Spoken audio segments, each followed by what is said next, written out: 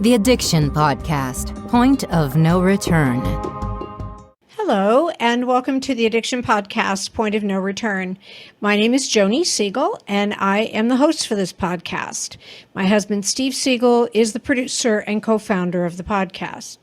Just a reminder to please subscribe to this podcast wherever you listen to podcasts and give us a 5-star rating so that when people are searching for help in the area of addiction, they will find our podcast. Please also subscribe to our YouTube channel by the same name and give our videos a thumbs up. Again, so that people will find our videos when they are looking for messages of help and hope.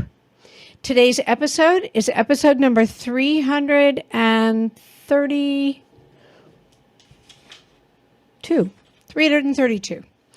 And today we have an interview with a lady named Jackie Gouché. And I'm going to tell you a little bit about her. Jackie Gouché has traveled to 6 of the 7 continents, singing in studios and on stages behind some of the most notable names in the music industry, including Elton John, Michael Jackson, Tina Turner, Diana Ross, Chaka Khan, Quincy Jones, Patti LaBelle, Jill Scott, Yolanda Adams, and a host of others. It was not always a smooth path, however, and Jackie had to master herself before she could become a vessel of light for her children. When her children were toddlers, Jackie found herself struggling with cocaine addiction. She writes about her journey of overcoming in her autobiography, How Would I Know?, and her second book, True Worshippers.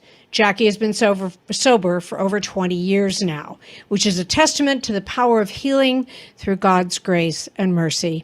In her most recent work, Jackie candidly shares her experience as the mother of Daniel D. Smoke Farris, Sir Darryl Farris, Inglewood Sir, and Davion Farris, 3 young Grammy-nominated artists who are taking the music industry by storm. So without further ado, let's talk to Jackie Gouché. Jackie Gouché, am I saying your name correct? Yes, you are. Awesome. Thank you so much for being on the podcast today and being willing to share your story. I'm excited to talk to you. Well, I'm excited to talk to you. Awesome. Thank you. You're such a beautiful lady. Thank you. I looked at your picture and I was like, oh my goodness, she's so pretty. Oh, thank you.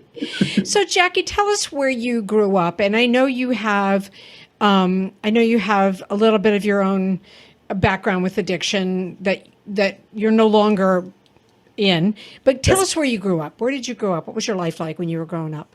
Well, I grew up in Los Angeles, and up until the age of 9, my parents were together. We were the average middle-class family, had a home and everything. But then at 9, my parents got a divorce. So from that point on, it was back and forth from mom to dad, moving every year from one apartment to another. And so it kind of just went downhill. And I, as a young preteen and teen, just began to rebel. And so that's kind of where the whole drug thing started. Understood. Did you have siblings, Jackie? I do. I had 2 brothers growing up, and I had a younger brother when I was 16. But yeah, I have 3 brothers. Okay. And actually, my brother, the one that's right next to me, we started together started drinking. And I was at the age of 12 when I first had my first drink. Okay. Who gave you your first drink, or were you at a party, or what happened? You know what? It actually started with my dad. He was a functional alcoholic drug addict. Okay. And so there was drinks around the house all the time. And so when I was with him, he had the bottle of Crown Royal sitting on the counter, and I just helped myself. Okay. And then how did it progress? I mean, you were 12 years old. Yeah. What happened after that? It started with marijuana, and that was, it didn't seem to interrupt my life because I continued to get good grades, and I smoked throughout high school, and I continued to get good grades. But then after I got married, and I got married very young at the age of 21. Okay. I had been sober for a few years. And from 18 to 21, I was clean. But then when I married my husband, I wasn't aware until after we were married that he was also an addict, and he started getting high. And his drug of choice was crack cocaine. And so he was getting high constantly, and I was smoking weed. And I just got curious one day, and I decided to ask him if I could try it. And after he protested a little bit, then he let me try it, and that was it. It was was hooked from that point on. Okay. Now, were you in the music business at that time? Yeah, well, yeah, that was kind of the beginning. I had worked off and on. When I quit at age 18, my brother Andrew, who's also in the music business, began to hire me for background sessions. So I was working a little bit. Then it kind of went up and down while I was going through my addiction. So I was in and out of the music industry. As a matter of fact, there's a little story. I don't know if I'm sure you're probably familiar with the movie The Color Purple. Yes. Right. Well, I sang in that movie. My voice is in one of the scenes, the original one, 35 years ago. Wow. And so there's a scene in the movie where they're in the church and the young girl in the choir stand gets up and starts singing. And that's my voice. She lip synced to my voice. And when I did that session, I was in a brief period of sobriety, but when I got the check from that session, then I relapsed and went right back down. Yeah. But it's, you know what, it's a beautiful story because it has a wonderful ending. It does. And I know exactly what scene you're talking about. It's one of my favorite films of all time. And I remember that young girl singing. Yeah. So yeah, that's amazing. Now, the next time I watch it, I'm going to go, that's Jackie. That's not that girl. I love that. Now, your husband, was he also in the music business? Not at all. Okay. No, I would never have married him if he was. I see. Okay. Yeah. So the two of you are doing cocaine. Did you guys have kids? Well, that was the period where I was having my sons. And as I tell the story, it sounds really horrible. But like I said before, it has a wonderful ending. I was pregnant. I had my sons in 1984, 85, and 86. And I was in and out of addiction, off and on. I was getting high. And the beautiful part of the story that I started with the Color Purple is my son, Daniel, who people know as D Smoke. I was pregnant with him when I did that session. Wow. So yeah, and so when I got the check and I started getting high, he wasn't due for like 6 weeks. So my plan was to get high and then be done with it and not have any more because I'm going to have this baby. But I ended up having labor pains that day, the day that I got the check, and I got high in the morning, and then I started having contractions and I was terrified. But long story short, I prayed, and not only did they not find any drugs in his system and take them away from me, which is what they normally would do, right, but he turned out to be one of the most amazing men. People know him. He's known in the music industry as D Smoke. Yep. And so, yeah. And he also, he got straight A's all the way through high school. He got a full ride to UCLA. He graduated from UCLA in 2007, and he went back to his high school, Inglewood High, and started teaching Spanish because he majored in Spanish literature. So he's a brilliant young man. So it's really kind of miraculous that, the drugs didn't affect him. That's awesome. And I'm convinced 100% that your praying definitely helped with that. No doubt. We had a young man on the podcast who, along with his wife, had been addicted to heroin. And when she was pregnant, she, just made her too sick. She couldn't come off. And so she continued to use, but their little girl was born without any drugs in her system. And, now they're clean and sober. And so it happens. And it's a miracle. Your son was a miracle, just flat out. Absolutely. I mean, that's, because there are too many babies that are born addicted. So we know that happens. So the fact that he wasn't, that's amazing. Yeah. That's awesome. Okay. So when did you get fully clean and sober? Like we call this podcast The Point of No Return because we like to hear from people who have had an issue with drugs or alcohol. Like at what point did they decide they had to get clean and sober, or their life was going to go down the other way and it wasn't going to be good? Yeah. What was that for you? I have a very specific turning point. My sons were 1, 2, and 3. Wow. Yeah. Okay, that right there. I mean, what a brave woman you are. That's motivation enough to get sober. Oh my goodness. Right? Yeah. Either that or do more drugs. I'm not sure I would say that. I mean, you know what I mean. No. I mean, I went up and down, but so I was getting high one night in the room with the boys. They were asleep in their little corner. And my 3-year-old woke up and he looked at me, he said, "Mama, what you doing?"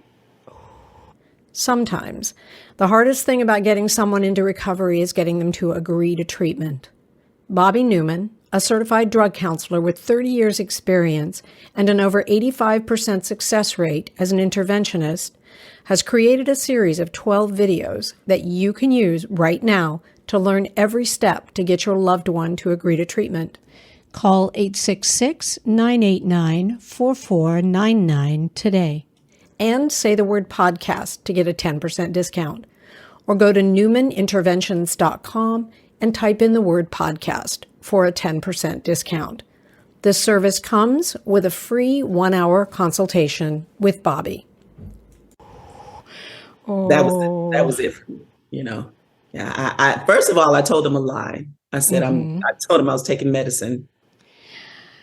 But I felt, you know, you can imagine what I felt. I felt so low at that point. And I decided at that moment, I'm either going to be a drug addict or I'm going to be a mother. I can't be both. Wow. You know? Yeah. Major decision. Yeah. And so from that point on, my husband was still, you know, off and on getting high. He eventually went to prison and left me alone for 7 years with the boys, which was actually not a bad thing because we both were able to really get ourselves together. You know, I was hired at my church where I'm actually still there 35 years later.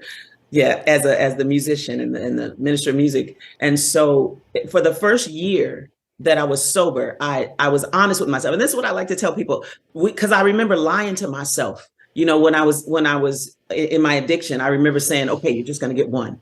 Okay, you're only going to spend $50. You can handle it. After you're going to, you know, I would lie to myself all the time. So when I reached that turning point is when I decided to be totally honest with myself and with the people around me, with my mother, especially because I lived with her at the time. And so for the first year of my sobriety, I gave her all my money and she handled it for me because I knew, you know, I couldn't be walking around the streets with $20 in my pocket even, you know, that's how bad. Wow. So, yeah, my honesty with myself first and then with my mother is what, you know, got me into my sobriety. That's amazing. And it's such a good piece of advice, you know, because I've heard before from addicts when they say, you know, every morning I'd wake up and say, this is the day I'm going to get clean and sober. And then, you know, like it wouldn't happen. And if you cannot be honest with yourself, you're not going to be honest with anybody else. You're absolutely right, Jackie. Right. So how old were the boys when your husband went away to prison? They were 1, 2, and 3. Oh, that was when he went. Oh, okay. Right at that point. And so when he came, they were 7, 8, and 9. When he came, or was it 8, 9, and 10? Something like that. Yeah. And at that point, we've been sober ever since. We never looked back. Okay. So you guys are still together. Well, that's another story. Oh, okay. Sorry. No, it's okay. You were for a while. We're still friends. We were together. We stayed together. And see, I told you I got married at a young age. And I know this is an addiction podcast, so we're not going to talk about relationships. But it's okay. Okay, cool. But I got married at 21. I met him at 20 and I was pregnant. Got pregnant at 20 and then married him. And we were in a religious environment. We went to church. In fact, we met in church. And so the religious culture back then was, you know, we were so afraid that people were going to find out we were having sex before we got married. That was our you know, religious thing. And so we got married because I was pregnant. Right. And kept having the babies. And I decided because of the pain that I went through because of my parents' divorce, that I didn't want to do that to my kids. I wanted them to be raised with both parents, which is why I waited. And it's also why I stayed married for as long as I did, because I realized as I was growing and as he was a wonderful father. He is a wonderful father. He's a wonderful man. We're still very good friends. But as far as what it takes to be successful in a relationship, neither of us had it. We didn't know how to communicate. We didn't know how to handle money. We didn't know much of anything. And it was just always a struggle and stressful. And unfortunately, he and we kind of grew separately, you know, in different directions. And so I had to decide at one point, once my kids were grown, you know, is this what I want? Because at 21, you can't make a lifelong decision, you know, it's not so uninformed. And I had never heard the term red flag. So, you know, but I stayed with him for 25 years. You know, we raised the boys and obviously we did a good job because they're amazing people. Yep. Yeah. But in fact, we've been married 3 times. Oh. That's another story. Okay. I kept going back. Yeah, I've been married 3 times to the same man. Okay, fair enough. So I kept going back, and you know, and I finally grew, and I was in my 50s when I realized this is not it. This is not going to work. Right. Okay. First of all, you don't look like you're anywhere beyond maybe 30. So. Oh, God bless you. No, I'm not lying. What birthday I just celebrated? Oh, wow. Yeah, That's amazing. Yeah. So how did you just stop? Is that how you, or did you go to rehab? How'd you get clean? My mother was my program. You are listening to the Addiction Podcast, Point of No Return. For more information on the podcast, or to reach out if you have a story you would like to share with us, go to our Facebook page by the same name, or you can email us at theaddictionpodcast@yahoo.com, or go to our website, theaddictionpodcast.com, or call us at 727-314-7080. And please remember to subscribe to our podcast wherever you listen to podcasts and give us a 5-star review. And I went to the Cocaine Anonymous meetings and Alcohol Anonymous. So I went through that process for a while. But what I could not, and I'm not putting that system down because it works. Right. However, I couldn't stay there because every time you get up and you say, my name is Jackie and I'm an addict. I couldn't do that because I don't see myself as an addict. Nope. Long time ago, I stopped seeing myself as an addict. And, that's my biggest kind of, I haven't gone through it and I know it's very successful for a lot of people, but to me, there's like, if you believe something about yourself, that's what you get. So if you say, I am clean and sober and I'm powerful and I'm beautiful, then that's true. And so I have a little bit of a problem when you have to get up and say, I'm an addict or I'm an alcoholic. And it's like, I think I'd have a problem with that. So I get it, Jackie. I appreciate that. Yeah. And I would not discourage someone. In fact, I would encourage people to try the 12-step program because it does work. Yep. That's just the one thing that I couldn't continue to go to the meetings because I didn't, that was not my thought process, Yep. Well, and I personally, there's lots of different opinions out there about, what causes addiction, how to get clean and sober. But, I feel like to kind of start with the premise that, I have this situation and I'm always going to have it, once again, you're agreeing that you're always going to have it. And so right. Why not start with, well, I was, but as of today, I'm not anymore. Yes. And today I'm not. And tomorrow I won't be or whatever. So anyway. And for me, it's 35 or going on 36 years. Wow. Okay. Yeah. I have to change the bio said 20. Okay. 36 years. Oh, that was an old bio. Okay. Well, now everybody's listening and they go, okay, 36 years. I can change it. But very well done because, well done, your mom. Is she still around? Oh yeah, she's 82 years old now, and I take care of her. So awesome. Yeah. But to have that kind of support, and obviously she understood what you were going through and could help you get through it, which is amazing. And she did it in such a beautiful way because she was so gracious and patient with me. She knew me well enough to know that I didn't want to be like that. Right. So she knew it would have been counterproductive and even destructive for her to get on my case. Mm-hmm. Like she never got on my case. She never yelled at me. All she ever really did was love me. Like there was one time in particular, one event where I was out for like 3 days binging and she had the babies. And so when I finally went home, I was terrified to go home because I knew she was going to be angry and I had left the kids and I was just beating myself, torturing myself. And when I walked in the house, and every time I tell the story, I get emotional because she's an angel. When I walked in the house, all she did was grab me and hug me for the longest time. Then she had some food that she had cooked. She fed me. She allowed me to take a bath. And then I went to sleep because I had binged for 3 days. I slept for almost 24 hours. She watched the kids and she held me and, she just mothered me and loved me. And so that was enough for me. And, on the other hand, my brother, Anthony, at one time was so angry with me that he tried to choke me. Oh. He attacked me one time. He was just so angry because it was another one of my binges. I was gone for a couple of days. I come home and he jumps on me because he's just so angry. But, that obviously didn't work. No, but so beautiful about your mom, Yeah. Wow. Yeah. Okay. So you got clean and sober and then you went back in the music business? Yes. As a matter of fact, as I was moving into the music business, as I was trying to get sober, like I told you, I did The Color Purple when I was pregnant with him, with Daniel. And after that, I just started getting jobs. My life stabilized. I had the job at the church, but then I started singing background, and I got to do Johnny Carson, the Arsenio Hall show, and all those shows, singing background for like Diana Ross and Quincy Jones and Chaka Khan. I toured with Chaka Khan. So yeah, I've done some. I've been blessed, Yeah. Yeah. Yeah, I read that in your bio, but now I want to go see videos and see if I can spot you. Yeah. Well, that's amazing. And tell us just a little bit about your boys, what they're doing. Well, you know what? I'm going to show you these. This is the book that I wrote. It's called Raising Kings, and it's all about my experience raising them. And I don't know if you can see the picture. I can, yeah. Okay. Yeah, that's my sons are. This is. Oh shoot, they look so much alike. I have to look at it. Okay, so this is Sir. The artist named Sir. He's Sir Darryl. This is D Smoke. His name is Daniel, and that's Davion Farris. And they're killing the game in the music industry right now. Yeah. If you can actually still go to Netflix and watch Rhythm and Flow, it's a rap competition where Cardi B, Chance the Rapper, and T.I. are the judges, and Snoop Dogg was one of the judges. And it was a rap competition.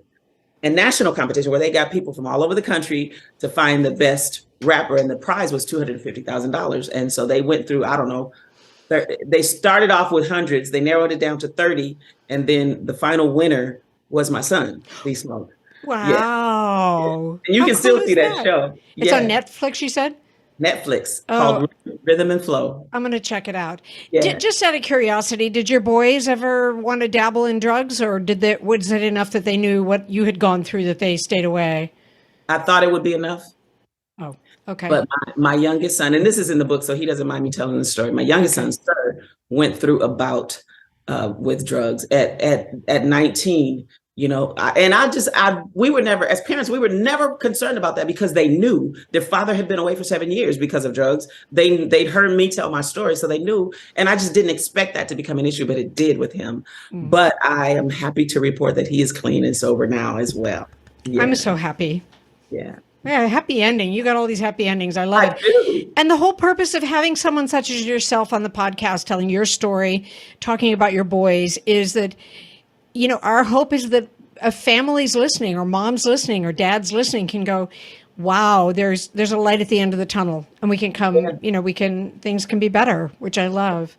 Absolutely. Did your son go to rehab, or did you do kind of a similar thing that your mom did? We did a little bit of everything. Okay. Yeah, okay. He did go to rehab. He's actually been a couple of times, but really it ended up being the same way. Like, he would come to us, and I did the same thing for him that my mom did for me. Because I knew from experience, there was no point in me yelling at him or fussing at him, saying, you got to stop. No, none of that. That doesn't work. It has to come from inside. And so I would just do like my mom did and love him and feed him. And I would talk to him, but it wasn't the program that did it for him. It was him. And I remember the day when that light went off in his head, when he realized, this is not the way, and I can't do this, or whatever it takes to get off. That's what he did. And so he's still sober, and I'm so happy. That's the other awesome. two, no, I didn't have a problem with the other two. Okay, fair enough. Good. Yeah. Well, what's next for you? Or tell us about your books so that we can make sure that everybody knows about them and knows where to get them. Because you have more than just that one. That's your latest one, right? Yes. Well, I have three. The first book is called How Would I? And all of my books, I do. Well, not this one. The first book I named How Would I Know? And it's based on it is my story. It's the whole story. This one, the latest one, is all about my sons and my experience. The first one is all about me, my experience growing. Everything we just talked about is in that one, and the experience growing up in the music industry, and the divorce, my parents' divorce, and how it affected me, and then my getting to sobriety. But what I'll tell you, I don't know if I could. I didn't plan on doing this, but I am sitting at the piano. So oh, you're gonna play something? Yeah, I was the song. Oh, yeah. And this is not a performance. Because I named the book after the song, and the words are, if it wasn't for the times that I was down. Can you hear this piano? Yeah. Yeah. Okay. If it wasn't for the times that I was down. If it wasn't for the times that I was. For all the times that I wonder how I would ever make it through. All the times that I couldn't see my way, and I had to turn to you. unfortunately, the audio is kind of going in and out a little bit. It's probably just the microphone, but I heard some of it and I love it. And I will put up the pictures of your book covers. I'll put those up on the video and also, put a link in the show notes so that people can find your book. But I just love your story, and I love hearing about it. And I love hearing about your sons as well. They're all three still doing music, right? Doing music. We just went to one of Sir's shows the other day. And what I love now is how much they support each other. Love watching my sons. Every time one of them is on stage, they call their brothers up. Come on, it's my brother, it's my brother. And I love they're such amazing people, and the way, this is a part of the story that has nothing to do with addiction. But when I was a teenager, and this is all in the book, this is part of the story that I share. When I was a teenager, I decided then that when I had kids, I was going to teach them music, because my mom, I started taking piano lessons at 7, and I didn't like my teacher, so she let me stop. And then when I got to high school, I was angry that she didn't persist. So I decided when I was 15, I'm going to teach my kids music, whether they want to learn it or not. And that's what I did. 3, 4, and 5 years old, they were standing around the piano, and I was teaching them, and I was pouring into them what I had, what I'd given them, the knowledge that I had. And so had no idea they would grow to be this, who they are. Today. I love it. How can people find their music if they want their music? They're on everything. All you have to do is Google D Smoke. D Smoke. D Smoke. That's Daniel. Okay. Sir. Inglewood Sir. If you just put Sir, you'll never find it. But Inglewood Sir. ING, right? Inglewood. Uh-huh. Okay. And the other one is Davion Farris. Davion. And if you find them on YouTube and Apple Music and Spotify and all that, they're everywhere. Awesome. Yeah. Awesome. Jackie, thank you for sharing your story with us. Oh, it's my pleasure. Do you have any just parting words maybe for families of people who are struggling with addiction? I do. And I say this all the time. I used to be a religious person. I'm not religious anymore. I don't subscribe to the ways of organized religion. Even though I'm still a part of it, I still go to church. I've grown to the point where I understand that God is not in the walls of the church. God is not this ogre in the sky that's waiting to zap you when you do wrong. God is a father. He's a creator and a father, and he loves you. And he's with us. He's with you whether you know it or not, or believe it or not. And so really, if you just turn your attention to him and just talk to him like he's a friend, he is the reason why I was able to get sober. He's the reason why my son Daniel is not totally messed up. He's the reason behind everything that I've been able to overcome and able to accomplish. And I'm not trying to, what is the word where you try to change somebody into your religion? It's not convert. about. You're not trying to convert. I'm not trying to convert anybody. I'm just saying God is a source of help. So anyone that's struggling with addiction, just turn your attention to him and talk to him, ask, because he loves you and he's there and he will help you. I think that's brilliant. And so often we hear from someone that they have to find a higher power, whether you call it God, no matter what you call it. And it has nothing to do with religion. It has to do with spirituality and a higher power. Yes. And that's a brilliant message. Thank you, Jackie. You are such a beautiful woman and inspiring. I appreciate you so much. Thank you for talking to us today. Oh, thank you so much. It's been a pleasure. Thank you for listening today. I hope you enjoyed the interview. I will put up pictures of Jackie's books.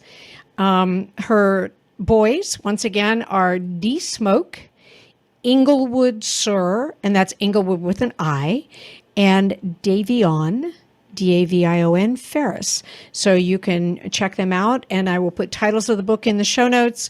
And if you're watching this, then you'll see pictures of the books. So thank you for listening. We'll be back again next week with another interview. You have been listening to the Addiction Podcast, Point of No Return. For more information, reach out to us on Facebook or go to www.theaddictionpodcast.com. Our email is theaddictionpodcast@yahoo.com.